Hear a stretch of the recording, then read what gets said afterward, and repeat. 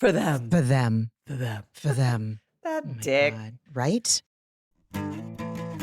It's time to take A Therapeutic Dose, a prescription-strength reality TV podcast that explores the intersection of reality TV and therapy. Possible side effects may include entertainment, strong emotional reactions, and/or laughter. Here are your hosts, Ramona Ramirez and Margie McGee. Hello, everybody, and welcome to A Therapeutic Dose, where we meet at the intersection of reality TV and therapy. I am Margie McGee, and with me, as always, is my dear friend and co-host. Hello, I am Ramona Ramirez. Happy to see you. I'm happy to be see here. you too. If only everyone could see Ramona. She's wearing this leopard print robe against this like patterned background, and she looks like the opening credits to White Lotus. And I'm enjoying this so much. I will take love that. show. I God, will it's take good. that. It is sumptuous. I'm heartbroken that there's only one more episode. Heartbroken. I could watch Parker Posey just as like a character for the rest of my life. Taiwan Piper. God. By the way, Sutton sort of occasionally will sound like Parker Posey's character from The White Lotus. She's like, you know, when she talks, I don't know, what does she say? Piper, no. Like occasionally Sutton will God. be like, I think it's when she was talking about Keely not having been married with kids. She's like, I just think it's a red flag. I was like, oh my God, get off of HBO and back onto Bravo. Are they ma'am. decent people? Are they decent people? Like, Lightly high all the time. wow. Yeah. Oh, God. I love that show. I love this season so much. I love it. I love it. I can just taste the jasmine rice every time anyone sits down to have a meal. It's so beautiful. Like I was watching it and I was doing that stupid thing that I'm now conditioned to do where I hold my phone in my hand and anytime there's like a scene transition or it's not high drama, I'll look and check my email. Why? And I eventually just like threw my phone across the couch because I was missing all of like the beautifully curated B-roll of like monkeys doing weird shit or acting suspicious or being funny or waves breaking at dawn or like I just kept missing all of like the immersive beauty of Thailand and I didn't want to miss it anymore. So I had to throw my phone to the other side of the room. Immersive is the perfect word to describe this season. More than Italy, more than Hawaii. Yeah, you're right. This season, and we're not going to give spoilers. We don't do that. We respect TV way too much to do that. We're going to talk in a general way about what it's like. My point is that I actually feel like I'm in that resort. The sound is incredible. Yeah. The way anytime anyone's in the water, it's incredible. It's just the attention to every detail is mind-blowing. And I was so furious at my weird technology addiction that I was like, you put your head down and you missed that shot of the resort, that wide shot from like aerial wide shot at night where it's sparkling in a jungle. Everything about it is so incredible. The music is amazing. I love when they subtitle, they do it in Thai and in English. Like everything about it is so thoughtful. I can barely stand it. I feel like I could watch it 100 times and never see everything. Me too. I agree. And that's what we watched. What was your antidepressant? Just kidding. Right, exactly. Listen, we saved some time at the end. It's fine. It's fine. Speaking of time, I don't know about you, Margie, but when it comes to discussing the reunion episodes of whatever franchise we're talking about, taking notes is literally, I think today it took me 5 hours because I know that's probably, I got like 4 hours of sleep last night. I don't know what the F is wrong. No, it's travel anxiety. We're going out of town next week and I'm already like in my head, waking up, thinking about things that I have no business thinking about. Waking up in the morning. You know? Thinking about so many things. Oh, you didn't watch Jersey. Oh, that's I did not. Gia's song from The Real Housewives of New Jersey. No, I didn't. It was her processing divorce and it was hilarious and tragic, like divorce. I'm sorry. Sorry, Gia. Yeah, I'm on no sleep and my ADHD, you know, if I look at the claim forms that my therapist and my psychiatrist send me to, submit to my insurance for reimbursement. The diagnosis they use is ADHD, inattentive. So I do my best. I took my meds this morning. However, when you take your meds, if you've had 4 hours of sleep, it kind of just it doesn't do shit, right? So, and I can't decide what is worth throwing away and what is worth writing down. So I don't know what to even it's so jam-packed. And reunions by nature are like that because they're talking about all of the high points of the whatever. You know what I'm saying? Anyway, I'm going to do my best to not have this be a 10-hour podcast because it can't be. It just can't. I won't let it. I won't allow it. Mm-mm. Yeah, no. And No one needs that. I'm with you. It's easy to get in the weeds in the reunion Yes. episodes because there's, Yes. flashback packages to bring us up to speed and then Yes. discussion and then over talking. And it's just so, it's a lot. But there were tent poles along the way that I think we can sort of use as guidelines so that we don't get too trapped in everybody just being who they are. Tent Tent poles. poles. I don't This know. is how you are. We distinguish that you are the writer of the duo. Sure. You know what I mean? You know what I mean? Sure. Anyway, tent poles. Love that. Shall we just rip the Band-Aid off and get right to it? Do it. All right. So we have arrivals, and the one that bummed me out from the jump was Dorit's. She greets her handler, and she just says she's anxious to get into glam. And right from the jump, I'm like, oh, are you anxious to get into glam, Dorit? Because is that when you feel safe?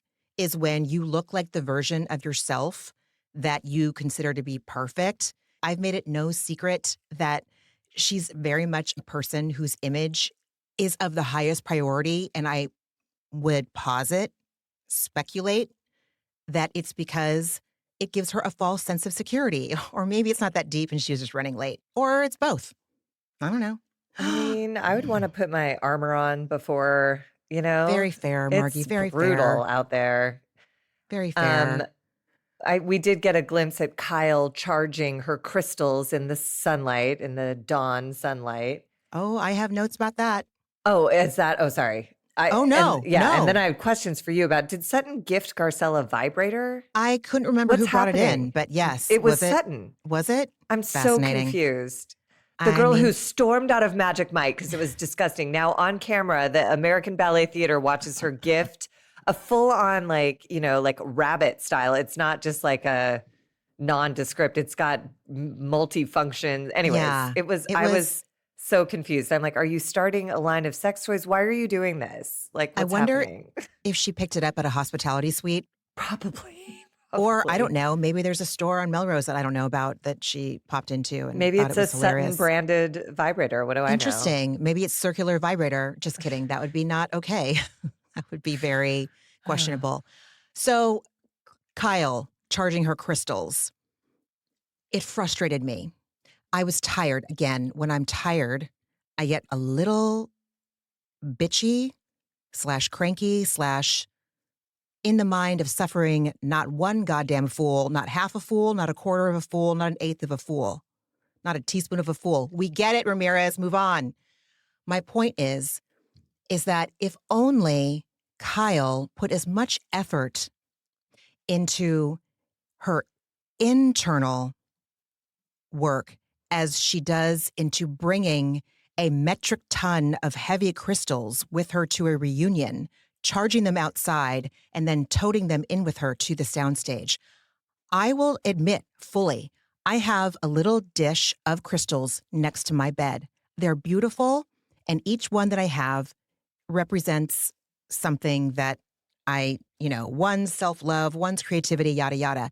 My point is, though, I do work on my insides so that crystals aren't the only thing that I rely on to bring me safety and security when I'm about to go into a confrontational situation. I'm not saying that Kyle doesn't do that. I am saying that I don't see any evidence that she is. I am saying that earlier in the season, Dr. Jamie said you avoid uncomfortable conversations with your husband. So crystals are an outside fix. Working out obsessively is an outside fix. I can't say that Kyle is doing most of those things definitively. I can speculate, is what I'm saying. It's real fucking uncomfortable to sit with uncomfortable feelings. It can be on a scale of itchy to excruciating. I'm not saying it's not hard. I am saying the only way out is motherfucking through, and crystals cannot be the only thing. Again, it might not be that deep. I was just surprised because part of me was like, is this Morgan? Because we've never seen Kyle like dip into like the metaphysical or anything before. We've seen her do therapy and exercise, like you said, but I was like, crystals, like who are you? I get really bothered because I just feel like I'm being tricked. I'm like, I don't. So you just you're charging crystals outside, and we're all just supposed to be like, yeah, sure, of course, Kyle's charging. I'm like, no, that's a Spencer Pratt thing. Like there are certain people who I'd be like, yes, of course, they're charging crystals, duh.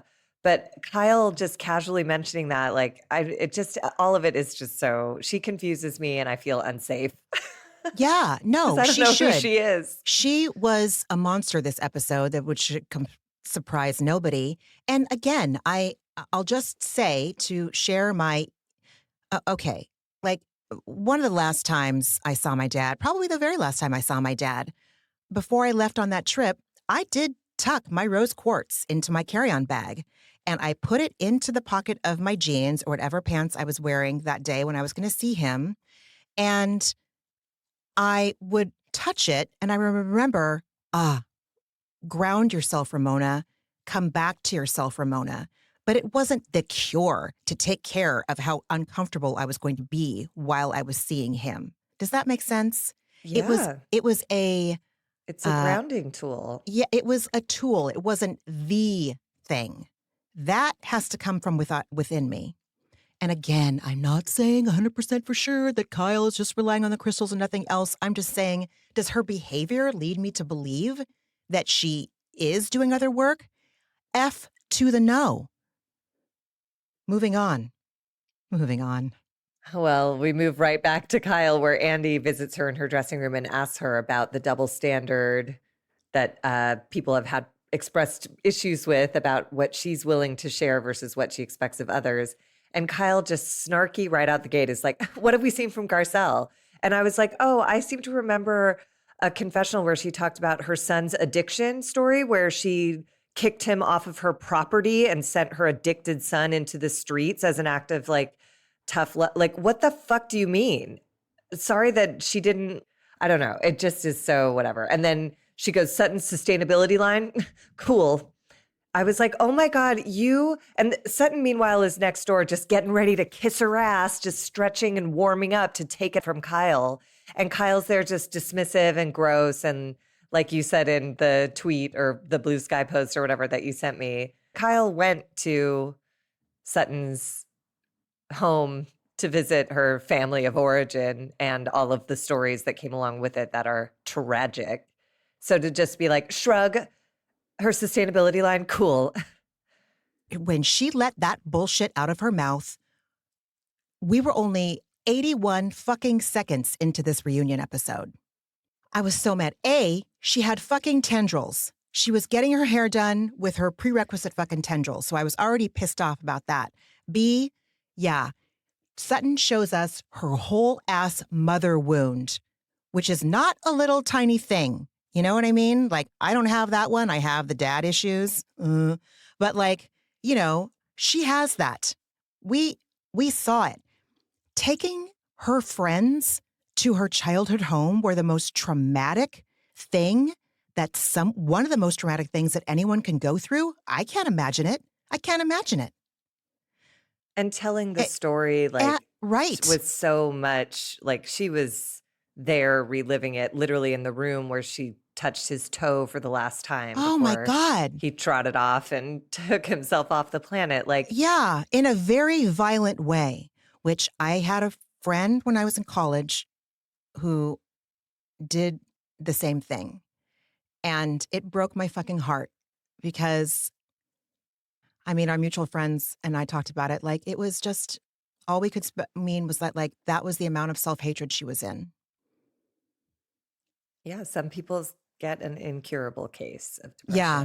depression. And so for Kyle to say that these people don't share, I wanted to I was Or just to I was reduce it to offended the to clothing reduce it. line. It's Right. just like the clothing line, Cognitive like, yeah, cognitive was dissonance, self-centeredness wrapped up in some stupid ass fucking tendrils and possibly the worst reunion dress I've seen in a long time that wasn't worn by Tamara Barney, Judge, whatever. Moving on.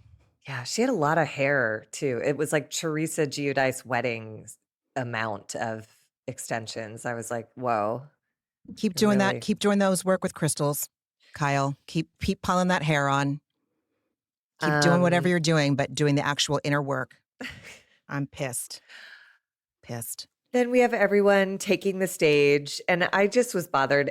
Andy asked Erika about her dress. She said, "Ooh, who's that? Who are you wearing?" And she goes, "I don't know, some random designer I had made." I'm like, dude, that random designer's whole career could have skyrocketed in this moment, and you dismiss them as random designer. Oh, you think it's off the rack? Oh no, no, no, no, no. You think it's Marco Marco? This designer is established as hell. The Oh, fact that Erika was even allowed to wear this dress, personally, if that was that designer, I would have been like, no, trash. You're not going to fucking wear this. Go pat the puss somewhere else. This designer's name is Valdrine Sahidi, sorry, whose dresses have been worn by, brace yourself, J to the fucking low, Beyonce, and one Ms. Mariah fucking Carey. Those are just three. I went to this designer's Instagram and the dresses are stunning. Like some of the bridal dresses, I was like, oh, damn, if I could do it all over again. ooh, I just looked it Stunning, up. These are gorgeous. right? Wow. So for Erika to say, I don't know, some random designer, like you should count your lucky fucking stars that anyone, whether they're up and coming or established, would possibly want to dress you. It looks Because, like Garcelle's dress too. oh my God, I love Garcelle's dress. That was my favorite dress. Yeah, I think that's her dress, right? You can't Oh, see. I Who mean, it's very cares? similar. Anyways, It's yeah. very similar, but what Yeah, a well, fucking asshole, this dude. person makes beautiful dresses, and if that's who designed it, then she either way, to not name the designer and to behave as if like you're too busy to know is gross to me. Like you're so lucky you're not in jail right now. Like you should be, and you put Marco Marco in jail who designed lots of clothes for you. So like maybe be kind to a designer as like an act of living amends, you know? But no. Oh no, no, no, She no, no, just said, no, some no. random designer I had made. She Okay. and she says it in her voice that she thinks she's just, oh, Erika Jade, I'm so edgy. I'm gonna say things that everybody else is too afraid to say. That's what I do. I Fuck just you. don't think it's cool to. We learned Martin Lawrence Ballard's name and we heard it 7,000 times. And all he did was like slap on some wallpaper and put a coffee table that becomes part of the reunion set at some point Oh in my your God, house. So dude. Oh my come on, God. man. Oh my God. Then we have a little bit of foreshadowing as Garcelle compliments Kyle when Kyle walks by her, and Kyle acknowledges the language but does not make eye contact, and Garcelle takes note. So that sounded great. Foreshadowing moment. My God.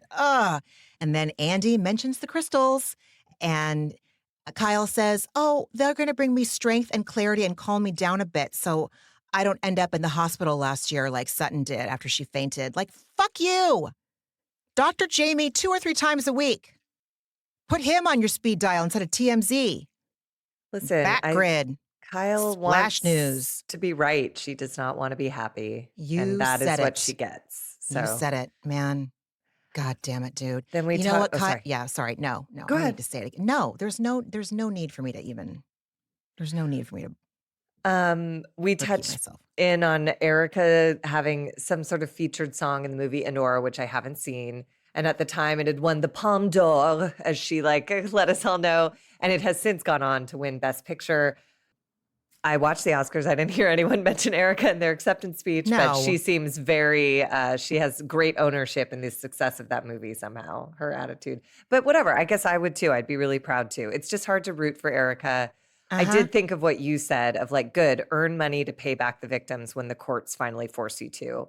her nightmare is just beginning. Tom has now been convicted, which puts all the focus on her. How much did she know? They're coming after her to find out. And she will have to settle because they will find enough to take her to trial. And if she's smart, she won't put this in front of a jury. So she should have lots of money to give these people. So good for her. Good for her Oscar winning Best Picture. And may that money swiftly find its way to the people who Swiftly. are the rightful recipients. I know some furniture they can repo and sell for a pretty penny. And that goddamn Porsche. Yeah. Oh, there's a bow on it? Fuck you. Anyway, Andy congratulates Garcelle on becoming a grandma. And we learn that Oliver is still working for Lisa Vanderpump. And that LVP wants to be the godmother. Yeah, gross. No, Garcelle did not look like she was entertaining that at all. No, God, no. Andy tells Bose she had a great first season, and he congratulates Dorit that it was so cool to see her in the pages of British Vogue. I rolled my eyes, and then I thought to myself, now, was she in like the newsstand version of British Vogue, or was it the digital version only online? I'm a dick, but I also don't like Dorit. That's my math. Moving on, Andy asks the cast if they have any intentions, and the only one we have the privilege, unfortunately, of hearing is Kyle saying that she wants to leave feeling better than she did when she arrived. And I wrote, do the work. Do your work. Think outside of yourself for a second. It's like, what can you bring to the party rather than what can you take?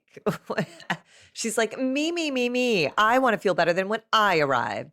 We got Garcelle, too, who said she hopes that they can all talk through everything and take a full cast photo at the end. Since they have not been able to do so in the past 2 years. But, cut to, she walks off and leaves. So that will not be happening. Her intention has been, that will not come to fruition. I can't fault her. We'll get there. I marked the moment when she quit the show. It was really clear. Her whole body posture changed. I was talking to someone about, how when it's time to break up with someone, it just becomes like undeniable. And I literally witnessed the moment it happened in Garcelle in this reunion where she just stopped fighting. And it was one of her, okay. Yeah. And you just see her whole body language change and she's done and she knows it. And you see her start doing the math of like, nah. Especially, and Sutton is unforgivable. She's a monster. I know. To Garcelle, sweet, loyal, all the things Sutton claims she wants in a friend, she has sitting right there, and she forsakes it all for Kyle Richards, who literally says, how is that my fucking problem? My God. Okay. I know. But that's what Sutton gives up. Yeah, gives it up for. Anyways. I'm jumping all over the place. I just had a coffee, so I'm like, oh, I'm jealous. An 8 p.m. Don't be. An 8 p.m. coffee does not bode well for the rest of the evening, but oh no, that's in this true. Moment. So Andy starts with Dorit. She's the first housewife he's going to engage with, and he said Dorit went from Chanel toting to cigarette smoking, and then we see a montage of her whole arc this season, with PK from the very first season that they were on to now. Andy asks her about her smoking. She says she's a social smoker and turned more into a stress smoker. And she said she didn't give a fuck that she was on camera. And a viewer asked Andy to ask Dorit, was this season Dorit's attempt to keep her job? And I was like, okay, yeah, same here. I wonder the same thing. And Andy asked Kyle, oh, well, do you think Dorit was coming in hot to stay on the show? And I wrote, my name isn't Kyle, and nobody asked me, but yes, my answer would be yes. Yes, it is. Yes, it is. But I thought Dorit's answer was great. She was like, well, Kyle, you would know if my job was in jeopardy, and it wasn't. You're well aware that it was not, so I didn't have anything to save or prove. I just came in. I was like, oof, burn. I did love while they were running the package of Dorit's season, and it was the moment when PK was toasting her and professing his love, Bose sweetly turned to Dorit and just acknowledged, she said, is it terrible to see this? And Dorit said, yeah, she just looked like stricken. And it just is a reminder that like, it is a TV show. And I appreciated Dorit's honesty saying that she still loves him. Like, Yeah, of course. But I don't know. Like, I've been in so many relationships where I know the right answer is no, fuck that guy. But I loved him. And so it is very hard. I appreciate everyone else hating him, and I know all the reasons why they're right. But I was grateful for Dorit being honest about like what the actual separation, the tearing apart of the grippiest Velcro that a real relationship closing out feels like. So, anyways, and I liked Bose for just sort of acknowledging her in that moment, basically saying this must be hard for you. I thought that was nice. The eye roll that I gave, or the like skepticism that I gave, wasn't a judgment at you. Oh, It's right. my You think it's judgment. a story. I do. I think it's a Yeah. story. And so that's why I think that, oh, we'll get there. I don't want to jump around. Yeah. And then Kyle doubles down for like one of like the first of 1,000 more times to come in just this first installment alone. Kyle looks at Dorit and says, "That's what I said. I stand by that." That it was that she seemed like in the beginning, she said she did feel like that. Dorit was all about like creating a storyline so that she can come back. That's how she felt, and that's what she's going to stick to. Then we sort of move into this discussion about Dorit not telling the kids about her and PK's separation and that the public thought that was a bad move. And Dorit digs in and says she does not regret the decision. And it sounds like she still has not told them. She sort of dances around it. And then Sutton unhelpfully, judgmentally shames Dorit, saying that she didn't tell her kids for a year. But she could have delivered it in that way, saying like, Dorit, I made the mistake of not telling my kids for a year, and I've learned betrayed their trust and caused damage. But instead, she was just like, she did it all wrong. She did it all wrong. But I think Sutton is right that it is a mistake to keep things from your kids because it does betray their trust, and they are not stupid. Like they're old enough to understand that something is going on. Even if you think you're hiding it from them, they see the change in you, mom or dad, And Dorit says earlier, she says, well, they haven't asked any questions. And They're babies. they're children. Number one, yes, they're children. And period, end of story. B, speaking as an adult child of an alcoholic, you don't ask questions. You don't ask questions because that could mean rocking the boat. That could mean upsetting your one parent that you can rely on, who is Dorit. And I don't know what could happen if you ask PK. Those kids aren't stupid. I've talked about this so many times throughout this season when we've seen a scene of Dorit maintaining why she doesn't choose to tell them. And I think that it is a huge mistake. I find it cruel and disrespectful to those kids. Yeah, may they find Al-Anon. I honestly. And then Dorit goes on to say she sees less and less of a chance to reconcile with PK, but she is still in love with him, which is what makes it all so hard. That she knows she needs peace, and it appears she is prioritizing that. So, I don't know. yeah. I just don't know. I push back on this being a story. I keep thinking about the scene when she brings Kyle into her house and it's in total fucking disarray. Food wrappers, open containers, shoes, clothes everywhere. And Kyle was shocked. Dead plant on the table. Like, that's a person who is in despair. That's not staged. That looked very real. I guess I've been in that place, and the way everything just sort of slowly starts to rot around you and you start to disappear away from it and not notice it. That looked like something that had happened over time, not like, ooh, I might bring Kyle upstairs, so let me put some clothes out and leave a Yoo-hoo bottle open. Like, it looked awful and sad. That's a really good point, friend. That's a really, really good point. You're right. That's a really good point. I will take that into consideration. I will enter that into the evidence, counselor. What? Yes. Oh God, into the exhibits? I don't know. Sure. That's not I'm not the lawyer in this duo. Neither am I. Yeah. Just raised around them. Andy says that they invited PK to the reunion, but he declined. But he did send a long statement that basically was boiled down to, I, PK, declined this invite because it would not be constructive. Dorit has made mischaracterizations about me. The one I must address is I'm a bad father. And he wrote, it's false. And I wrote, is it though? No, it's absolutely not. Because later we find out he sees his children on Saturday nights when Mm-hmm. he's in town. Mm-hmm. He's a When bad he's in father. town. Yeah, That's he's a bad exactly. dad. He's a bad father. And he's an Mm-hmm. alcoholic, which makes Mm-hmm. you an unsafe presence for your children. So just own Mm-hmm. that. Don't say you're a good dad. Say, I'm a dad who meant well but had a problem and I'm trying to do better now. But we also find out he's no longer sober. So you're a bad dad. I mean, yeah, I couldn't tell. Well, yeah, we'll get there. Yes. But yes, it is. So he says it's hurtful to me and our kids who will see and hear the truth about this at a time not of our choosing. And I wrote, okay, that's fair. But They're he said, living it, dude. They don't right. need And to that's see what and I hear wrote. it. He's like, the closest to us know the truth. And I wrote, including your children. Who They lived with know your the rage, truth. who lived with your Right. absence, who lived with your Dude. instability. How dare you? And then when he has the audacity to write, many have wanted to speak out, I was all, sure, Jan.gif. Like, I've asked them not to because the truth should never need a champion. What the fuck? This man. Can I just tell you, I think PK did not come to this reunion because he did not want to answer questions about his sobriety, about being an absentee father, about his criminal behavior, about the foreclosure. He doesn't want to answer anything. And so instead, he does this manipulative bullshit and puts it all on Dorit.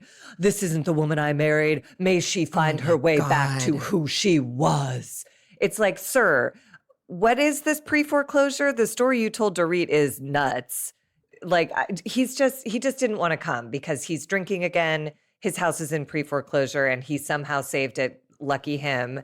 And he's never home. He sees his kids on Saturday nights. How dare you, When he's sir? here. Yeah, exactly. I It's, agree. ugh, I get agree. out. You're a coward. Yeah, his last line was disgusting and misogynistic as fuck. And I did love that Dorit responded with that, like, as in saying, dude, if I haven't changed in 14 years, then there's something wrong with me. Truth. I agree with that. There are many things that you could work on, Dorit, but I am glad that she can see that. I would be Yeah. glad that anyone could see that. That's true. Yeah.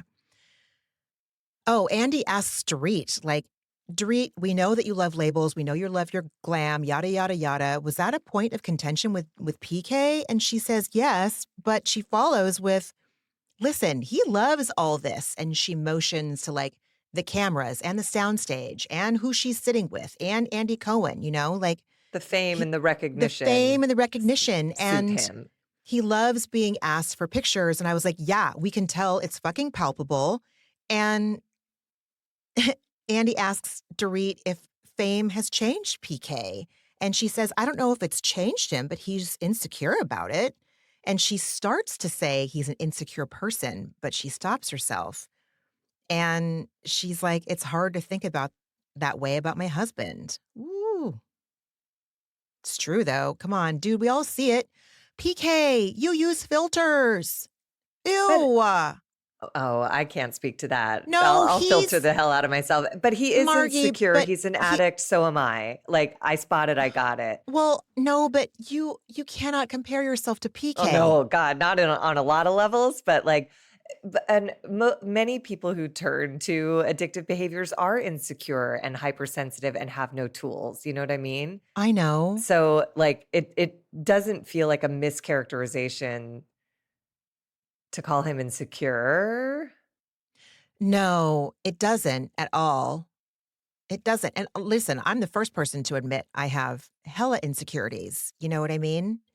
And I wonder if you could reframe that about yourself too, that you're not insecure, but you have insecurities. I have Because insecurities. Yes. No, you, I can absolutely make that amendment. yeah. And I say that with love because PK using filters isn't, how do I explain it? You know what? I'm too tired to get into it. It's just, it's Fair. different. That's fair. It's different. It's different. I feel like I'm going to go off on a tangent and it's not going to be relevant. And I'm sure people already can like figure it out. Like I'm not geniusing over here behind this microphone. Kyle takes this opportunity to name call Dorit, basically saying that she does think fame has changed Dorit, or something happened this year because she saw a new version of her she didn't know, someone who's angry and aggressive. And I was just like, oh, once again, you cannot control her. This whole first segment of the reunion is Kyle trying to flex control over everyone in that space by yelling over them, whining at them, victimizing herself. And in this moment, you get a flash of like, she senses she's lost control of Dorit. And so now what she must do is tell everyone why they should hate Dorit. She's angry and aggressive and a fame whore. And it's like, wow, dude. And in this little missive that she's throwing out, she says, and I quote, "I know her so well." So what is it, Kyle? Again, I said this, I don't know how many times in the last 17 episodes behind us. You're saying while it's convenient for you on this soundstage right now, you're saying that you know her so well. But last summer in the Amazon Live, heard Round the Bravo verse, you say, well, we're not that close. Like, you can't keep track of your own bullshit. You're a fucking dishonest liar. You are a liar and the adult child and sibling of an alcoholic. There. Yeah. And Dorit calls her on it because Kyle, you know, the next segment is the backlash from Kyle sort of dismissing Dorit, telling her that PK has a temper and she refers to him as the monster. And Dorit says to Kyle, like, well, if you're, and because Kyle had said, well, I've never seen that side of PK. And Dorit says, well, that wouldn't be a surprise because you claim your relationship with him is memes and jokes. So you wouldn't know that side of him unless, am I mistaken? Are you good friends? What is it? And I was like, yes, Dorit. I loved it. Absolutely. And I did appreciate that the viewer Snoop-a-Loop 777 asked Andy on Twitter, Kyle saying that she'd never seen that side of PK, that maybe Dorit is exaggerating to manipulate her side of the story, feels similar to people undermining domestic abuse victims. I was so fucking stoked that someone said that and that Andy chose that question. And what does Kyle do with that? Goddamn nothing. Nothing. She doubles down. She says, I was defending PK against these claims of alcoholism, being a bad dad and a monster because he wasn't there to defend himself. My God. So you not only dismissed what Dorit said, you doubled down on the abuser, basically, and said, they're great. I've never seen that, so it can't be true. My experience is the only one that matters. And then she later sort of backtracks saying like, well, you were exaggerating things about me. So I thought maybe you were doing about that about PK too. It's like, well, it all comes back to Kyle, always right back to her. She doesn't care the wreckage she creates in presenting the case for her to be the victim or the hero. And in this case, like you said, I'm glad they called it out too. Like, this has repercussions, Kyle, when you blindly defend someone who may be abusing his wife and children. Right. It's not just about you. It actually has, like, you know, societal repercussions because of your platform. So exactly. But she couldn't even take that in. Didn't even land. That's what I'm saying. Yeah. That's what I'm saying. And then she has the audacity to sit on a planter in Hancock Park and look Dorit in the eye and say, I'm a girl's girl, while she aligns herself with the fucking oppressor right here, with P goddamn K, to benefit herself. To benefit herself. She's disgusting and misogynistic, just like her former bestie. Are you talking about LVP? Yeah, I'm talking about Kyle and LVP, are two cut from the same cloth, cut from the same velvet, tendril-having, fucking outdated outfit-wearing cloth. Yeah. Good night. I'm just kidding. Then we move on to Sutton, oh God, talking about how she felt that Dorit was calling PK an alcoholic in every chance she got. And Dorit explained, like, yes, it appeared that way on film, but that all happened in the same week. So I was just telling each individual person what was going on. Everyone has a big reaction to this. And of course, Sutton does, because she's like, you threw your husband under the bus. And it's like, well, because you're an alcoholic and you wouldn't want anyone to do that to you. Right. And then Kyle cites her outing of Kim as an alcoholic as like her basis for thinking Dorit was out of line and doing that. But again, I don't know. The truth is the truth. Again, as someone who grew up in a household where no one ever called it out, and to this day, I was like, it's not that bad. It's like, it was terrible. It blew up our whole lives a bunch of times. But unless you're in the moment of crisis with the alcoholic, if you're an untreated Al-Anon, you just sort of turn your head and go like, it can't be that bad. Oh my God. Sutton, my Oh dad. my God. Yes, I know. I I know. know. So Dorit calls Kyle out and says, I was telling you about the issues in my marriage and you diminished it and said I was using it as an opportunity to paint him in a bad light. Kyle takes that, makes it about herself, and says, you have to think about where I was in that moment. Oh, do we, Kyle? Do we need to think about where you were in that moment? Oh my God. I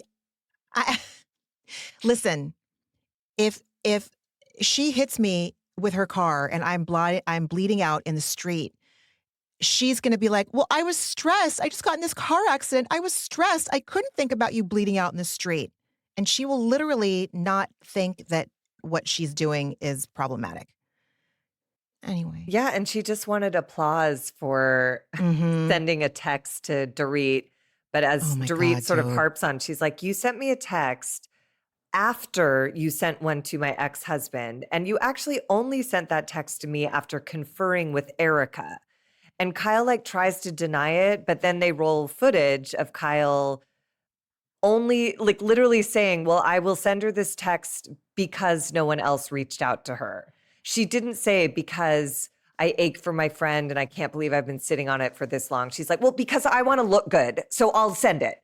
But she'd already sent a heartfelt text to PK and then this afterthought to Dorit and then wants applause. Well, no one else sent a text. I did. And the whole season became about how I sent it at whatever time I sent it. And it's like, well, it's the context you sent it in, dude. Oh You my sent God. a text to PK and then to your former best friend or not. Like, I don't, she's so confusing and annoying and her crystals are not working on the clarity No. front at least. No, nor on the calm front. So, Right.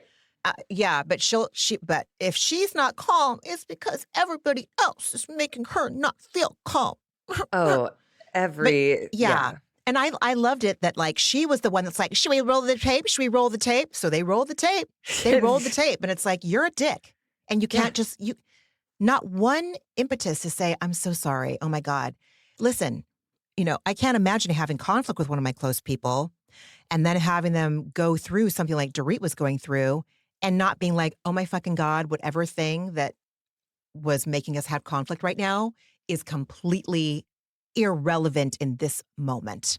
That's small, it's petty, it's at least at the very best, it's on the back burner. And you wouldn't be reaching out to them to get something back. Exactly. You would be setting aside old things that Exactly. in perspective are not relevant in a moment when someone's going through a crisis. Mhm. But like you said, she's just defensive and self-centered to a point that it's like, it literally made me like sick. I was just like, please stop talking. Please stop whining. Please stop yelling. I have 0.0 respect for her. I actively disrespect Kyle Richards. I don't understand how Morgan hangs out. I'm like, who is Morgan Wade? It makes me really wonder about her. I'm like, what do you guys see in each other? Like, what is the common ground? Kyle's not a creative. Kyle's not like, what do they do? Then we sort of move into Dorit mentioning that PK gave her permission to talk about his sobriety journey. And Kyle starts digging in on semantics about the word alcoholism versus sobriety journey. But if memory serves, he mentioned meetings and steps and a sponsor on camera in that scene with Dorit. So I don't think Kyle has a leg to stand on here. Of course she doesn't. And then Andy asks about PK's sobriety status and Dorit sort of demurs, and Andy, to use the word that Dorit clearly learned for the first time and used all episode long, Andy intimates that PK is drinking again. And Dorit says she has huge concerns, and that is brutal. And I hope he circles wide of those kids if he's back in it, Oh my God. And then Erika goes, "Is that my living room table?" Dude. In the middle of this conversation about PK losing his sobriety, this narcissist is just like, me? My furniture? Mine? I was like, oh my, and she goes, that's just how my head works. And it's like, that's not news. Nobody here is surprised. For them. For them. That dick. God. Right? Ugh. Right? Oh boy. Then We'll just touch on this for a few seconds. You know, Andy pivots to Sutton and says, "You've had a lot to say about Dorit and PK's finances. If they divorce, what do you think the forensic accountants will find? Are you worried about her?" And Sutton says, "Yes." And Dorit says, "Well, you have to care about someone to worry about them." And Sutton says, "I worry about all women." Like, it's no secret that Sutton is my problematic fave. I know that I have to work on that. I will work on it legitimately, though, not just with the aid of crystals. And I'm sorry, Sutton, you do not care about all women. You don't care about half women. You don't care about a majority of women, I would say. This this scene was this scene was ugly, dude. She's such an asshole. She Mm. starts digging in on Dorit, like, whose name is on the mortgage? Oh, this is when she sounds like Parker Posey. She's like, whose name is on the mortgage? You should know that. I was like, oh my God. And then Sutton was like, well, I was surprised that in my divorce, I found out I own two baseball teams. And Andy was like, well, that's a good surprise. And she's like, oh, well, I know. It's just like Sutton is Oh my never not God. looking for a chance to make sure everyone knows that she's the best. So, Andy asks Dorit, like, "Hey, there's reports going around that your house is under foreclosure. Is your house under foreclosure?" Dorit says, "No." "Well, then why are we hearing these rumors?" he asks. And Dorit says, "There were reports that it was in pre-foreclosure. I had no idea about it." Then she launches into a story about why PK was refusing to pay it that sounded to me like exactly like when Erika was like, "Tom was robbed, and then my son's car rolled over twice down a cliff in the snow in Pasadena." God bless the Reddit sleuths because, there are some people with access to legal paperwork in the subreddit, and they post things that they have privy to. And some of these things are just available on the you know, on like the internet anyone can access. So I today procrastinating because these notes were oppressing me. Taking these notes was oppressing me. I Googled a little bit and they had missed 4 payments. And so their house was in pre-foreclosure. They did the paperwork said that as of December 24, 2024, the payments were current. But Dorit is the signatory on the deed to the house.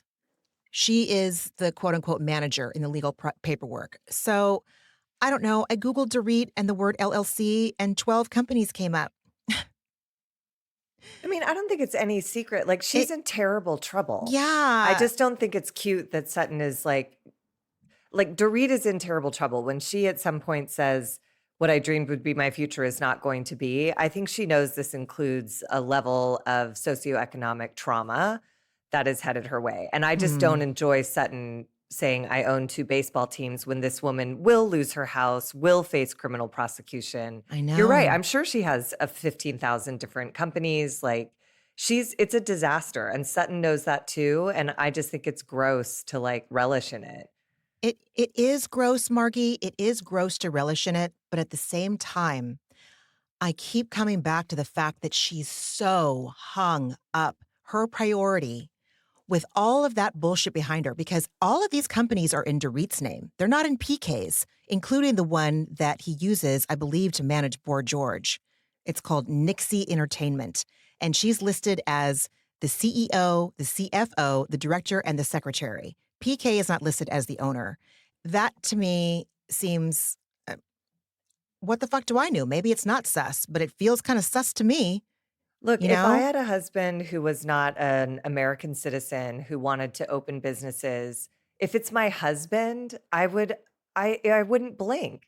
Like I have an S corp and like my sister is the vice president and my mom is the treasurer just cuz I I needed know, but like, but yeah, but I'm just saying I don't think I think what's ahead for her, and I think you see it occurring to her now, it's what happened to Erica Jane.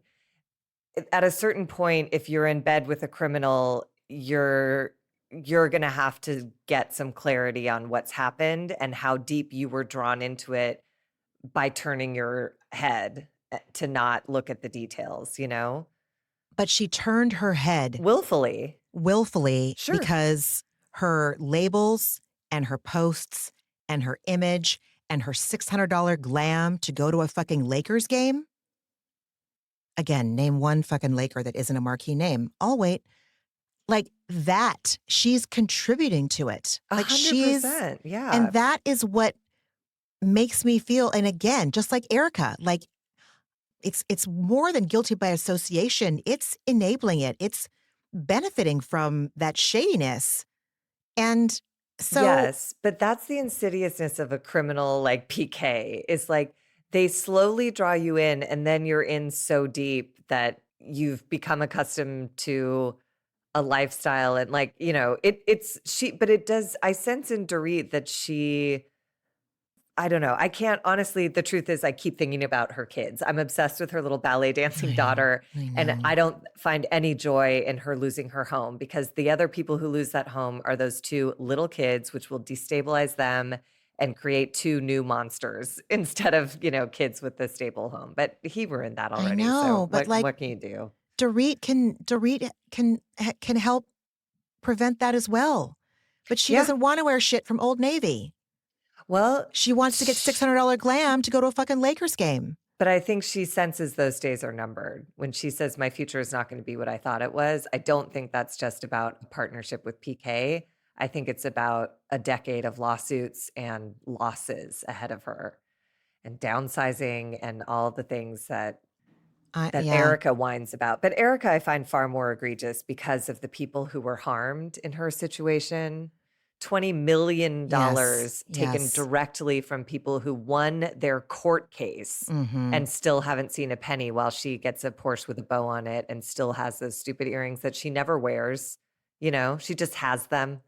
It's so obnoxious. She's obnoxious. She's repugnant. Well, she's not out of the woods. So Mm-mm.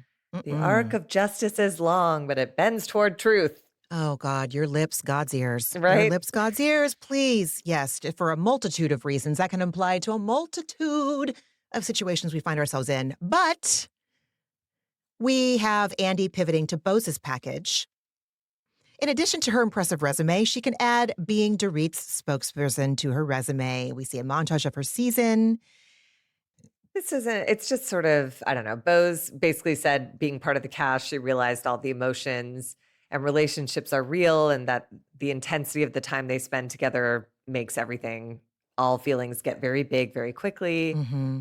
She mourns the loss of her home to Oh, the Malibu fires, which was heartbreaking. They showed images of it and it was beautiful. It's fucking, as she said, beyond devastating. yeah, yeah, She yeah. reports that she and Keely have now said they love each other.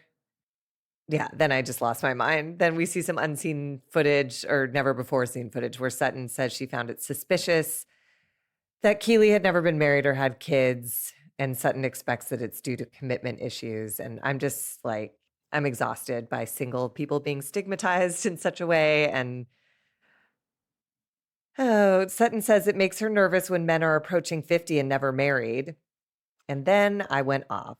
I said, so it's better when a man is approaching 50 and divorced. That's how somehow doesn't imply commitment issues. Not all, but a solid majority of broken marriages on my radar ended due to some sort of infidelity. Is that not a commitment issue? It's a 60-40 gamble. Everyone comes into it with issues. Some manage and heal their issues and grow together. Some manage and heal their issues and find they grow apart. Some never deal with their issues and carry them right into their next relationship. How is marriage a sign of any commitment stability? Blah, blah. This goes on and on. I just am so sick of, and I'm sorry, I didn't realize it happened to men too. It's real quick for everyone. And I wish I'd had opportunities to get married. And in retrospect, I would so much rather be a sympathetic divorcee than a fucking pariah of a never married. It's a nightmare. I don't think it's the same for younger generations, but this generation, it's awful. Do not recommend. So this just made me look, I already have trouble with Sutton, and this just made me go like, "Oh, okay." And Yeah, what was the nature of your stable relationship? right. Oh, because I remember last season you cried about it and it destroyed you, and so that's better. But it is apparently it's better. It doesn't indicate commitment issues or relationship issues if you get divorced, no matter the circumstance. So fucking annoying to me. But I read on Reddit every single day about people that are in marriages that sound terrible. But okay, fine, Sutton. Yeah, they're married. And I literally read some of this shit and I have to I have to shut down. The circumstances sound depressing as hell. I'm not even talking about like traumatic things happening in a marriage. I'm talking about just emotional disconnection. Just I'm miserable and I don't know what to do. And I'm like, oh my God, like life is short, but it doesn't matter. I don't need to we all know what I'm saying. So yes, what I'm saying is I co-sign with everything you just said. I get it. I get it. Mm-hmm. Ugh. Mm-hmm. Yeah. Uh, It's just I another don't want moment. Sutton to hurt you, man. I don't want Sutton to hurt you. She's fucking She's not hurting crazy. me. Someone else is hurting me. This is, all the mothers of my classmates in Pasadena going like, from the era of like, are you seeing anyone? To the era of there's still time to like, oh no, and it's just like, oh my God. I don't know why it's so much more acceptable to have a dramatic, nightmarish divorce Yeah. than it is to, and it's not like in these, I've been in several relationships where that was on the table, marriage was on the table. And I didn't take that path because I didn't see it working out. And a lot of that had to do with my own issues. And I'm punished for that. You know what I mean? I should have just gotten married and had a dramatic divorce. It's such a weird message. Talk about misogyny, Sutton. Ma'am. That's what I was going to say when you're like, I don't know what it is. And I was like, well, it's the fucking patriarchy and misogyny. Yeah. But Sutton ain't the patriarchy. She's one of us. Like I She think that's supports what I it. react She to. aligns with the oppressor. Exactly. But So, they all claim they don't. And this is, I know now I see oh, exactly what this stems back to. All of these I, women who proclaim to be feminists and supporting women. And no. then when they have the opportunity, they just, you know, Mm-mm. Mm-mm. anyways. I And know. whatever, congratulations, Sutton. Like you have the most money and the richest ex-husband. And I still don't want to be you. Yeah. Your life seems pickled and sad. Yeah. Yeah. With a recycling bin full of discarded, empty jugs of ruby red grapefruit drink by Ocean Mhm. Spray. Mhm. Mm-mm. Nope. Andy brings up, asks Bose about her fertility journey. She's having a hard time with viewers having such strong opinions about them wanting to have a baby. Like, don't poo poo my dream. And because the transparent thing is, I've been terrified for 16 years to have a kid because of what I went through. So considering this has been a very big deal for me, and talking about it has made me feel very vulnerable. And it is true. People don't look at the big picture. Everyone sees things through a lens that has been created for us of what is right and what is wrong, and what is the path and what isn't the path. And if it doesn't look like a Hallmark movie or what have you, then it's to be questioned and suspect and side-eyed, and or judged. Fuck that. Anyway. Yeah. And it also is, if things go her way, the child will be so wanted and will Mm. come into a home of means. It will not want for anything. Like Mm-hmm. what a lovely life it will lead. And the harder part is she could put all this work in and have no result. Yeah. And that is a different kind of devastation. So like Mm-hmm. just let her live in this moment in the in between. Like, who And she's knows? she's doing what many of her other castmates aren't doing, which is being vulnerable. She said it herself. She said Yep. it herself. So bravo, Bose. Andy switches to addressing her friendship with Dorit and makes a bad play on bosom buddies with Bose and buddies. And he asks her, what drew you to each other? And Bose says, time and space and opportunity, And then she says, which I really appreciated because we have not seen Garcelle and Bose's relationship be consistent. It's been rocky. They've butt heads before. But again, this is what I really appreciate about Bose is that she has humility in that she doesn't care like Kyle does about saving her fucking face for some made up sense of security.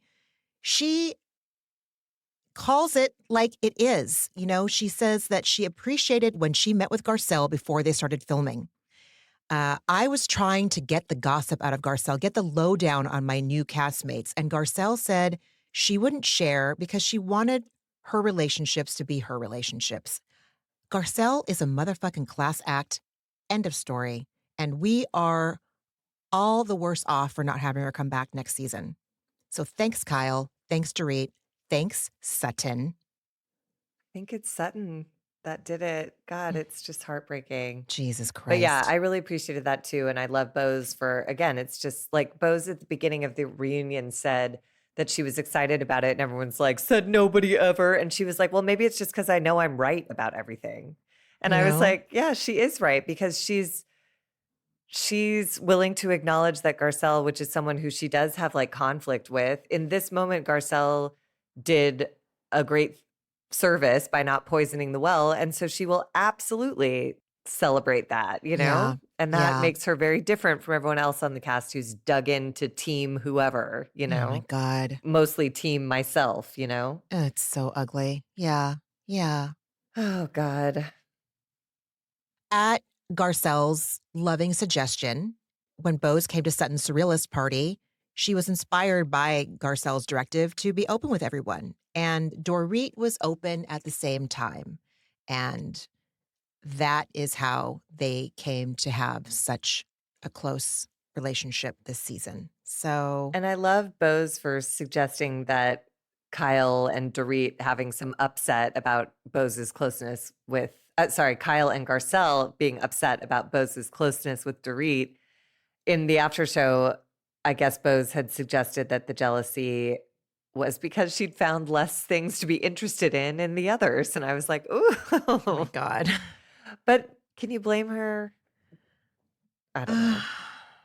And Garcelle says that the only time it was a problem for her was in Oceanside when she felt left out when Dorit and Bose were in close conversation at the end of the table. But in fairness to them, Dorit was like newly surprised to be separated. And it just seemed like two friends trying to have a conversation during a crisis. But I mean, just to back up about like Bose saying that she wasn't finding interest in Sutton and Garcelle, I just like I love Bose, but I'm sorry, that's incorrect. That is incorrect. It's because they know that Dorit is full of fucking shit and fairly fake, and she seemed to glom on to Bose immediately. I don't know. I don't trust Dorit at all. I don't trust her. I don't trust her. That's it. Yeah. it's complicated because Garcelle gave her the direction to form your own friendship and then like shunned Oh, her when she did. no. And I guess I just feel like something shifted in Dorit this season. I think this breakup from PK, I don't think it's a full 180, but I think she's changing. And I don't know. I trust Bose to sniff out Yeah. hardcore bullshit. You're And right. I You're don't right. know. There's certainly bullshit. I just don't know if it's hardcore in the way it has been for the last, 13 seasons or Yeah, whatever, I get 10, it. however long Dorit's been on. But Bose says she was primarily bothered by this like pervasive belief that she was being manipulated into having certain feelings toward anyone. And I Mm-hmm. loved her saying that you all must not think very highly of yourselves Oh. if you think I could be manipulated like that. And I was like, ooh, that was a I didn't, cutting way to put yeah. that. I think that without the context of why Garcelle would be rightfully suspicious of Dorit, like without that context, maybe.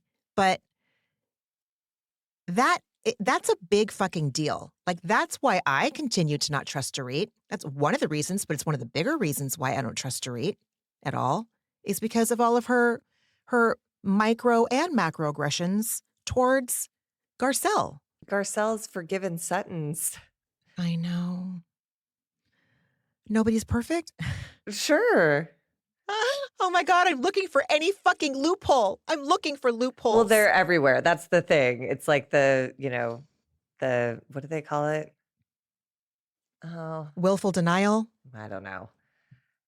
wool I over my think eyes. Bose, basically she said this notion that she would be manipulated into being Team Dorit was insulting Yeah. to her Yeah. because she's discerning enough to decide. And they don't have to like her decision, but they don't need to insult her by saying this woman who ran corporate America at the highest levels at the top companies is going to be manipulated by Dorit. Come on. I know. Give me I a break. know. I know. And again, I appreciated Garcelle saying, you know what? In all honesty, if I said stuff to you, Dorit, I'm glad you have a friend in Bose. Again, Garcelle showing humility, and I have nothing but respect for her, but Dorit just scoffs and laughs it off sarcastically because I don't believe that she's ever gotten over feeling angry at Garcelle for calling her out rightfully years ago in that season where Dorit wore that sweatshirt that said 90s supermodel. I'm sorry. I just don't. So Andy asks Bose about the comment she made at Kathy Hilton's house about Kyle being cold. And he said Kyle hit back to that comment in the press with a story about visiting you in your room in Oceanside. So what's the real story? Like, what really went down? And Bose tells Kyle, you didn't come to my room in Oceanside. And Kyle says, Bose, you don't want to do this. And Kyle tells Bose, look, I was genuinely excited when you joined the show because I feel like I'm a good judge of character. And I instantly took a liking to you. I went to Sally Ann, who's a producer, of course, because she's a fucking producer darling. Kyle is gross. And asked her to take me to Bose's room. And I told Bose, she's amazing. I get such a great vibe from you. You're so open. You're so smart. You're so funny.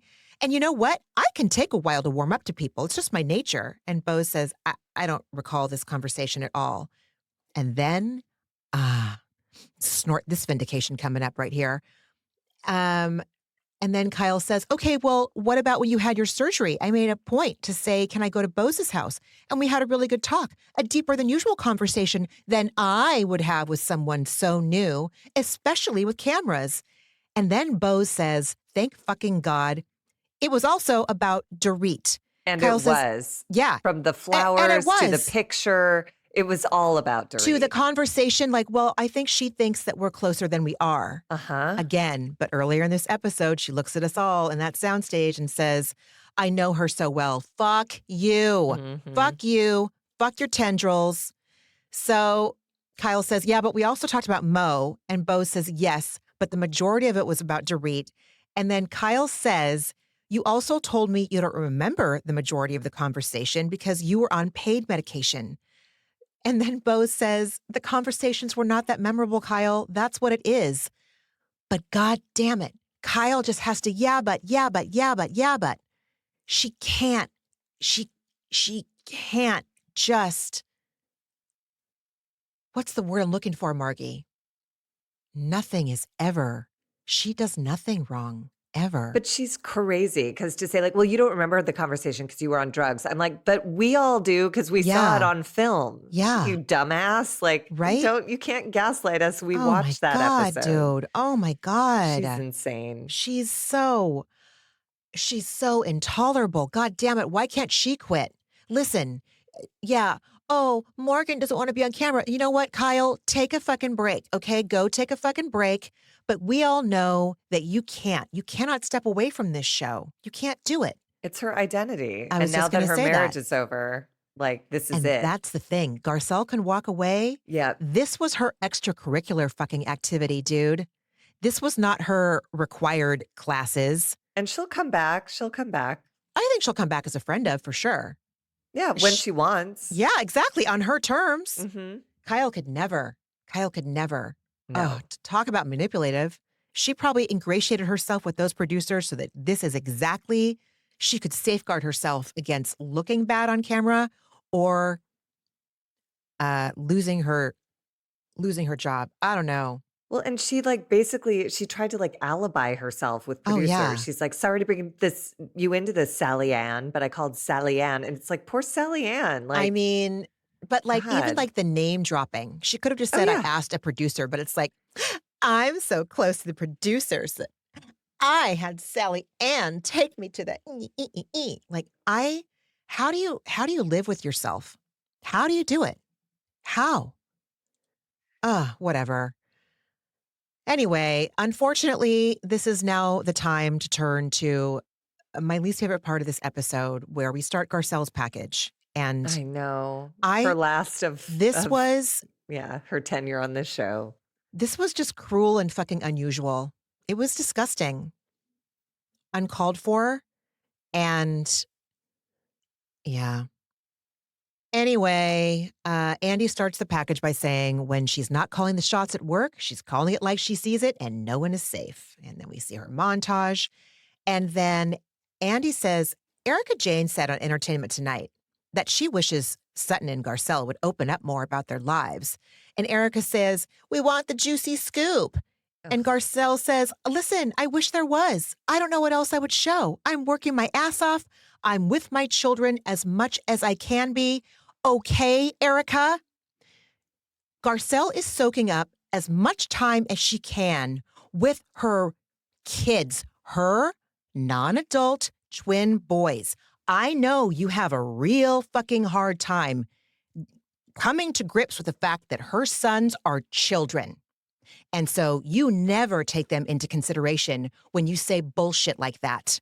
You didn't see it a couple years ago, and you don't get it now because you're a fucking repugnant asshole. I'm so mad. I am so mad at Erika. She's spending time with her kids. They're 16, 17. They're going to fly the coop, dude. They're like moments away from leaving and not coming back, which is what we hope, which is what we prepare our children for, right? Ideally, or that's the typical way. And Garcelle loves her fucking kids so much. She loves all of her kids. She loves her grandkids. She loves her career. Erika, you got nothing going on but some SpawnCon rebuttals.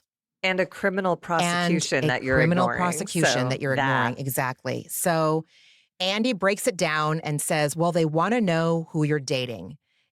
And basically Garcelle's like, well, I'm not fucking right now. So, Right. and Erica's like, well, I just wish you were more interesting, I guess. Oh, And Erika, you're so edgy. You're so edgy, Erika. and Garcelle says, and this is where I think the moment happened where she was like, oh, I'm done. She just says to Erika, she goes, that's a shitty thing to say. Mm-hmm. And Erica's like, no, we're in a better place. And she's like, no, we're not. If you're capable of saying that, we're not in a better place. And then Erica weirdly defends this by saying, well, me and Kyle and Dorit are going through ugly divorces. And Garcelle's like, okay, I went through mine before I got on the show. What's the problem now? And it was butt fucking ugly. Oh my God. It was You all know? over, like, yeah. And it was ugly in the best, like most salacious, fun ways, not in these criminal, tragic ways where someone's currently in jail, you know? Right. Your husband is in jail, ma'am. Yeah. Oh my God. And I just like when Erika was saying that it's just that, me, Kyle, and Dorit, we were going through these ugly separations / divorces. And Kyle is just there at the end of the couch, like nodding her tendrils to and fro and saying, yep, yep, yep. When Fuck you. if the complaint is that Garcelle's not sharing who she's fucking, well, then shouldn't that conversation be directed at Kyle? Interesting. Because Kyle is blatantly fucking someone. It's all over the tabloids, but she won't bring it on her stupid show. Like, Interesting. what are we doing? That's a very good And then point, Kyle friend. starts whining that she has shared everything over 14 years. Oh my She God. goes on. And then Garcelle is silent and just says like, okay, but you introduced us to Morgan last year. She was part of the show last year. And we get a lovely montage of giggling Kyle and getting tattoos and all their bullshit. And then Garcelle says, all of a sudden this year, she's still in the press with you all the time, but we are not allowed to talk about it on this show.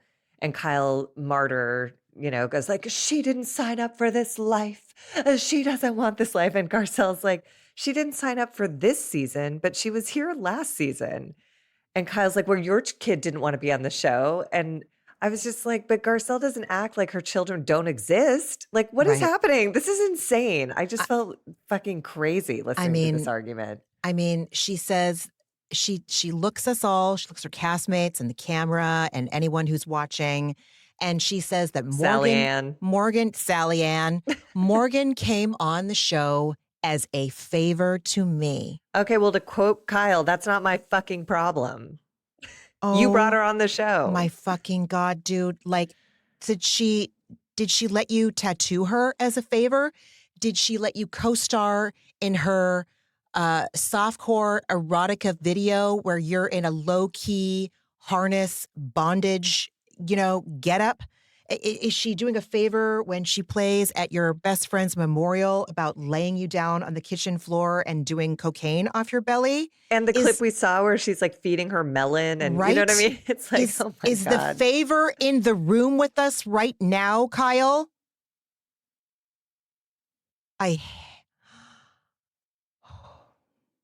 Take a deep breath. I'm going to compose myself. And then Take a sip of Kyle water. says she was hurt by Garcelle this season. And Garcelle says, and I was hurt by you. And Kyle is shocked, And like, it just is, it's insane. And Garcelle lays it out. She says what we're all thinking, saying we would be hypocrites. And she goes, I'll just speak for myself. I would be a hypocrite if all this stuff is happening in the press and we don't address it on the show. Is this reality? If we're just leaving out this massive, like, yes, Kyle, you're going through a painful separation, but a huge part of that is the woman you brought into your marriage last season that now we're supposed to pretend is not a part of your life, even though you chase her all around as she tours the country. Like, come on. I feel crazy. Yeah. Yeah. And then Dude. Garcelle does the little fourth wall breaking and says to Kyle, why did you come to me off camera to talk to me? And Kyle won't get specific, but clearly it's about Morgan and why she will not discuss this on camera. And then Garcelle turns to Sutton and says, what did you say after Kyle spoke to us off camera? And Sutton fumfers some bullshit response about like, well, she wants to protect Morgan. And Garcelle says, no, you said that was a chess move. And that sounds exactly like Sutton to me. 100. Mm-hmm. And again, Kyle talking to Garcelle off camera it reeks of the text she sent to Dorit last season before they filmed the reunion that asked her not to bring things like doing damage control, essentially. Control. Oh, just controlling. Oh, God. And it's getting away from her. And that's why she's whining and yelling and over-talking and leaning and Andying and crystals and all of her bullshit. Sally Anning and tendriling. Sally Anning, right? Jesus H. It's all Christ. on the table. Then Kyle projects like the biggest projection I've ever seen, fucking 2025. She says to Sutton and Garcelle, the two of you together are mean girls. She does it to hurt Sutton because she knows that that's true, that Sutton said that was a chess move. And so she does this to gut Sutton. And it does. Okay, I can see that. All right. Oh, man. Yeah. I got enraged. I didn't see that. I did not see it. I don't think of Kyle as being that smart. But you're right. She probably did do that. All I did was get offended because Kyle was in Augusta kissing up to Reba and basically saying, I don't get why you don't like your mom. She's fucking rad. And then when Sutton is sitting outside of her childhood home we've already talked about what happened in that childhood home. And then says, what? Are you going to change your mind? Are you fucking kidding me right now? They're the mean girl? You're disgusting and selfish and terrible. And by the way, I don't know what the Fox Force lineup is right now. It's the Fox Force 2 with you and Erika because Dorit is clearly the wild card right now. But when, Teddy and Lisa, or I don't know who the other fucking 5 was, but you guys were disgustingly mean. You guys were mean for sport and you got off on it as grown-ass women, not high school students in a movie. I gave myself a headache right now. I have a headache. I mean, it's exhausting. Yeah. And Garcelle is getting exhausted. And she says she's confused because they laughed about all of this at Chuck E. Cheese. And we get a flashback to Garcelle saying, if you want to be a lesbian, be a lesbian. And Kyle giggling into her pizza. And then Kyle claims Garcelle said that to embarrass her. And I'm like, you brought Morgan on last season. What is embarrassing? It's not embarrassing. It's just so confusing. I was so mad when she said that. I was so mad when she said that. Garcelle clearly, if anyone has eyes, she was clearly just trying to like literally get her friend to relax and give her a different perspective. Like, we are here to support you and hold you as you make a significant, profound life change. We're here to help you And find your celebrate freedom and you. celebrate you. Yeah, it was an It was invitation for fucking like, palpable, dude. It was yeah. real talk.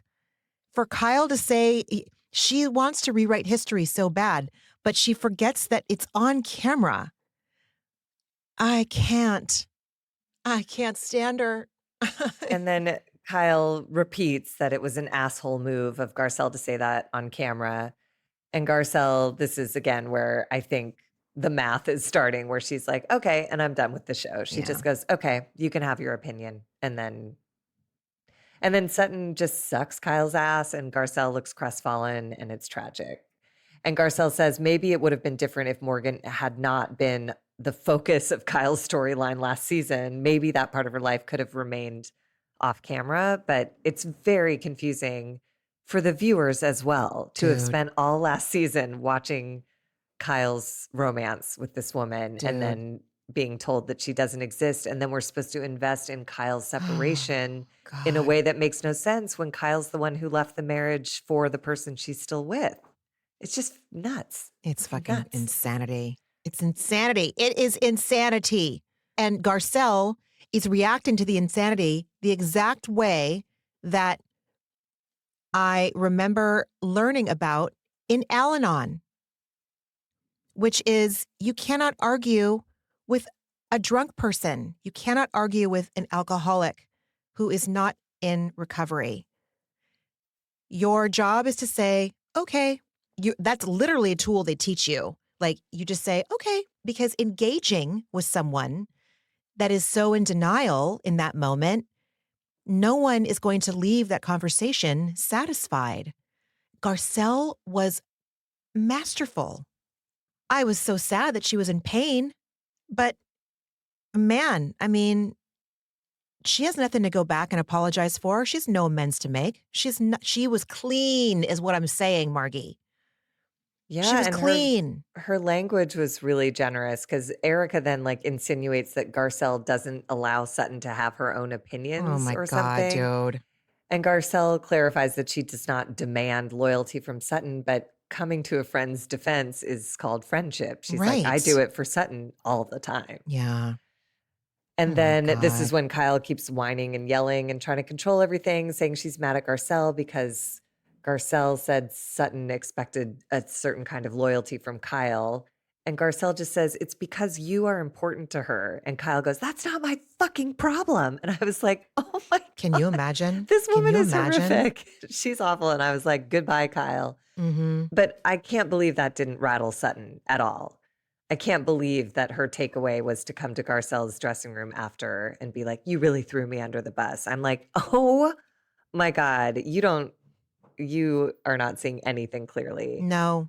You know what? Someone just proclaimed that Kyle is important to you, and Kyle's response was, that's not my fucking problem. Yep. If you can't deduce where you live in her hierarchy of priorities from that, you got a problem. Dude, I think I just hit my bottom with Sutton. I think I just hit my bottom. You're right. That was awful. When she said you threw me under the bus, you're right. That's repugnant. That's After Garcelle in irredeemable. that conversation was like, I'm having a hard time. I'm not allowed to have an opinion. I'm having to tiptoe around everyone and I can't do this. And Sutton's like, hey, you know what? You threw me under the bus. And it's like, oh my God, this woman just said you're not my fucking problem. Oh And my God, dude. well, okay then. Yeah. Apparently they haven't spoken since the reunion. Good. Garcelle and Sutton. Good. Yeah. Good. Garcelle that's deserves better. I know, but it's heartbreaking. It is. It is. They It were is. such good friends. I know. And again, it's for Kyle. That's who Sutton Ew. has surrendered that friendship for. Can you believe it? Crazy. Oh my God. I can't believe it. I can't believe it. It's Incomprehensible. no respect, man. I don't bounce back. Like, that's, you lost my respect. You lost my respect. Yep. Anyway. Oh, God. So, The robbery. oh, that's right. I We touch on forgot. the robbery. Yes. And Yes. Garcelle, to her credit, is like, I will address this for the last time. And she says, it is my opinion that the robbery was a setup. She goes, I feel how I feel. What am I supposed to do? And Dorit starts some like criminal prosecution where she's like, that's based on nothing. And Garcelle's like, I know. Like, she didn't launch an investigation and put together a legal case, but she's just saying the circumstances are suspicious as fuck. Andy chimes in to say as much, basically saying, like, it's kind of weird that they left your cell phone by the gate. It's kind of weird that the alarm was off that night. It's kind of weird. And Dorit says, do you think I or my husband would orchestrate this? And Garcelle says, no. I said, I don't think Dorit had anything to do with it, but I think someone did. And I wrote, same, Garcelle, same. And then in a clip that will not age well, and I hope Dorit listens to this back as the truth that it is. She says, my husband, he must be a sociopath and not give a shit about his family whatsoever, that he would send men into our home at night when our children were sleeping and put me through that trauma. And I'm like, that's exactly who he is. Absolutely. That's exactly who he is. And that led to, 100%. that was the inciting incident to the demise of their marriage. Yeah. That's when it all fell apart because he did not expect Dorit to be traumatized. He Yep. expected to get insurance money and to have their financial problems be over. And instead, Dorit needed emotional support from him. And he was like, oh, fuck this. And that was the end of it. I sometimes think your trauma is bullshit. It's more annoying. Oh my God. Oh, And okay. thank God Garcelle said, I'm not the only one that thought this. And Dorit says, oh, who? You and 4 people from Twitter? And I was all, bitch, it wasn't just 4. And again, who cares? Maybe that's right. Maybe it's only 4 people on Twitter. But once again, the lawsuits have not even begun yet. So we'll see. We'll see. It matters about 12 people in a jury box. It doesn't matter about a follower count or a like count. And the anger in which Dorit came after Garcelle in this particular part of the reunion is why I don't believe that she will ever truly feel remorse or be thoughtful and mindful about why she hurt Garcelle so badly season after season after season. I feel like she's doing what Erika did last season. She is hoping that PK will be investigated but not convicted. And so she's trying to remain in a defensive posture here. But she will soon have to do what Erika is doing this season, which is saying, like, I can't believe Tom was a criminal. I never saw it coming. Like, this will be, Dorit will follow this, well-tread path by these women. Erika So- will tell her how to manage, maneuver all of this chaos because Yeah. I'll take it from me, honey. Ew. Yeah, you've really been put through it, Erika. I'm sure all of those plane crash victims would really have a lot of sympathy for your ass. I know. Oh, yeah. I bet they're so glad that you finally got to redo your Hancock Park beautiful bungalow. Oh, her sad little house that's Yeah, like kind of I embarrassing, but know. she's just trying to make it her own. I know. Oh, she Asshole. deserves to have fun. We deserve to rewrite the rest of our life.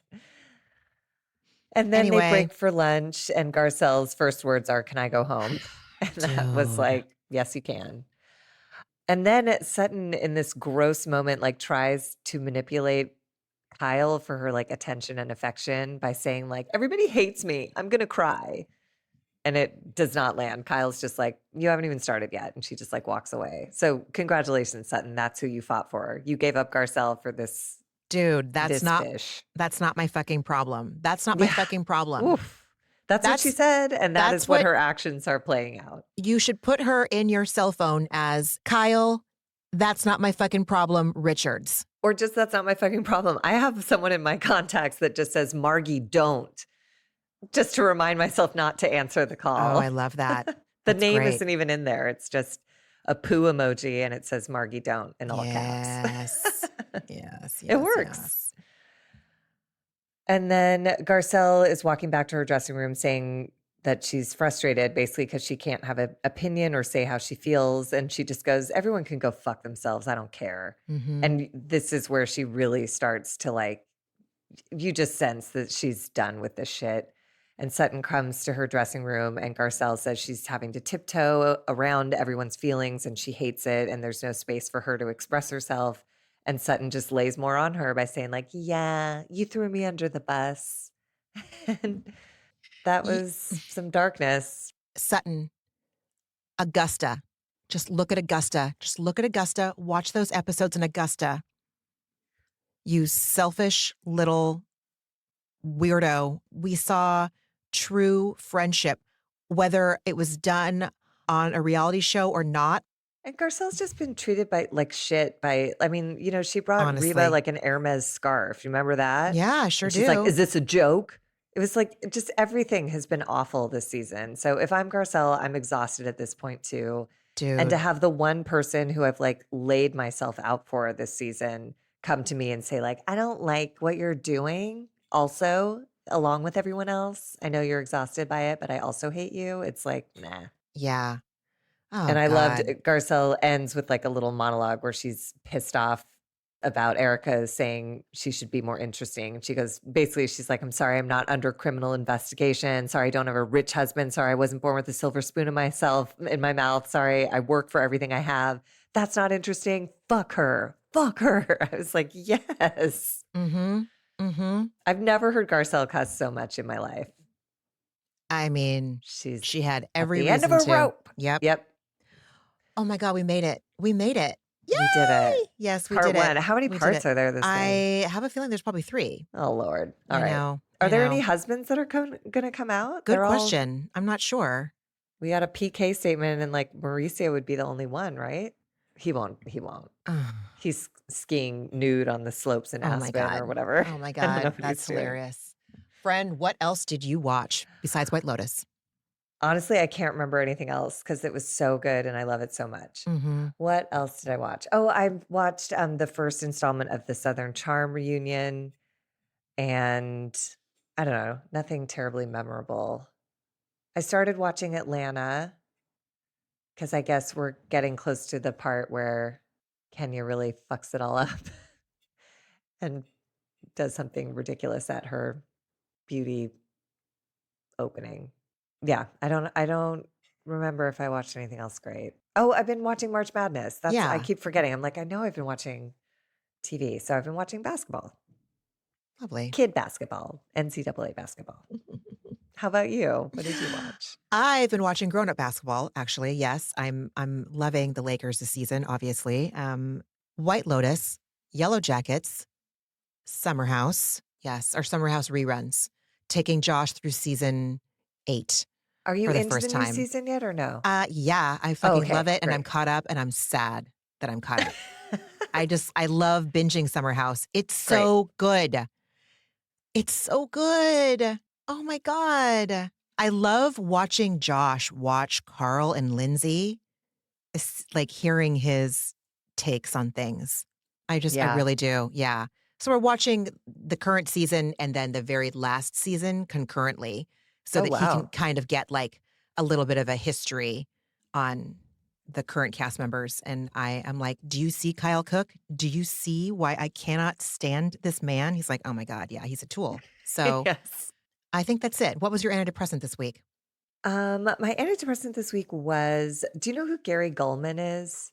He's the stand-up comedian who like sort of had like a big moment in, I don't know, like the 2010s maybe. And then he went through what he calls the Great Depression in 2017. He was institutionalized with depression. And his Instagram account is devoted to things to do that helped him fight the Great Depression. And so Wow. I've been just looking at it a bunch recently, and it's so helpful and it's so simple. It's all these like handwritten notes that he made to himself of like, you like basketball, do that, and like make a gratitude list. And then he put examples of his gratitude list that were these just 5 a day, like super simple, repetitive day after day things. And so a friend of mine and I have started doing for April, we're just doing a daily little text message gratitude list exchange Oh, inspired by Gary Gulman. And it helps because, as you know, there's lots going on personally, locally, globally, nationally, all of the things that hmm, can really, my fear and anxieties were starting to like get deep roots. And that's like not a pleasant place to be. yeah, And so these little gratitude lists are helping just sort of like lessen the grip in the darkness and sort of remind